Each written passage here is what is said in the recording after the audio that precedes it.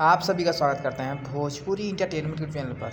आगे एक बार फिर बहुत ही बवाल बहुत ही धमाकेदार भैया अपडेट को लेकर जो अपडेट है भैया भोजपुरी के ट्रेंडिंग स्टार हिट मशीन कहे जाने वाले मिस्टर खेसारी लाल यादव जी का 1 महीने के बाद भैया वापसी हो रहा है।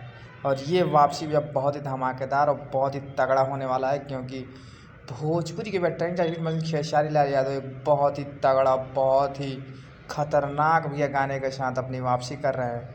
जैसा कि आप सभी लोग स्क्रीन पर देख पा रहे होंगे, जिस शानदार और लाजवाब यह गाने का नाम है लागे लू नागिन जैसे। बात कीजिए इस शानदार और लाजवाब गाने की, तो इस गाने को भैया गाया है भोजपुरी के trending star hit machine mister Khesari Lal Yadav ji ने, और उनका साथ दिया भी इस गाने में शिल्पी राज जी ने। वहीं पर इस बेहतरीन और लाजवाब गाने में भैया आप सभी फीचरिंग करते नजर आ जाएंगे शमिता गिरी जी, जो कि बहुत ही खूबसूरत और बहुत ही बेहतरीन भैया एक्ट्रेस हैं।